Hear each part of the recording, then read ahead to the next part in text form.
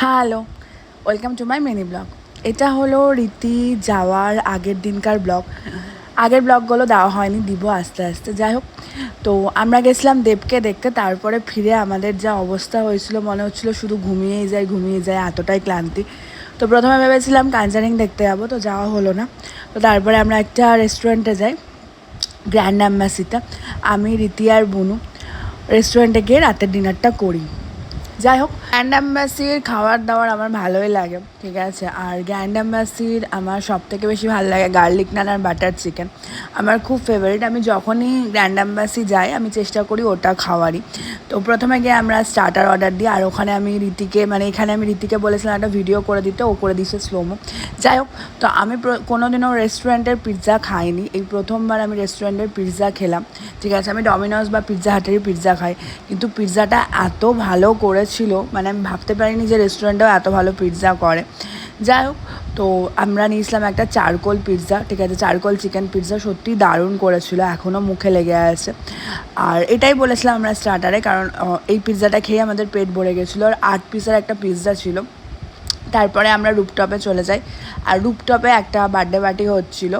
তো আমার তো দারুণ লাগছিলো রুপটপে গিয়ে, কারণ হাওয়া ফাওয়া দিচ্ছিলো, খুব ভালো লাগছিলো। আর এখান থেকে নিচটা কি সুন্দর লাগছিল, খুব ভালো লাগছিল। আর গ্র্যান্ড অ্যাম্বাসির রুপটপটা খুব সুন্দরভাবে সাজানো, ফুল টুল, একটা সুইমিং পুলও আছে।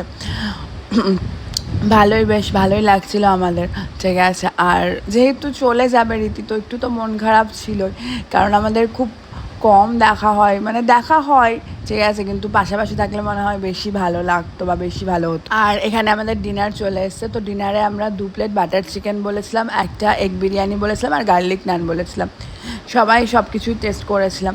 গার্লিক নান আর বাটার চিকেনটা তো আমার অলওয়েজ ফেভারিট, দারুণ লাগে খেতে। যারা মালদা থেকে দেখছেন তারা গ্র্যান্ড অ্যাম্বাসি গেলে একবার ট্রাই করবেন, ভালো করে।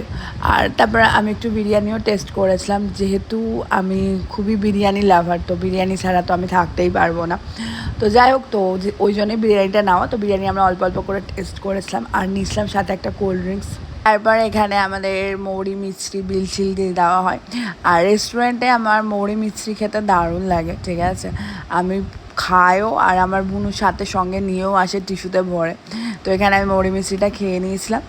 তারপরে আমি, রীতি আর বুনু 3 জন মিলে আমরা এখানে একটু মিরর ভিডিও করে নিই, কারণ আবার কবে দেখা হবে না হবে।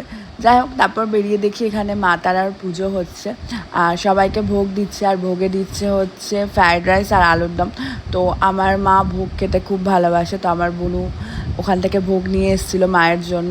আর এটা হলো পরের দিনের সকালবেলার ব্লগ।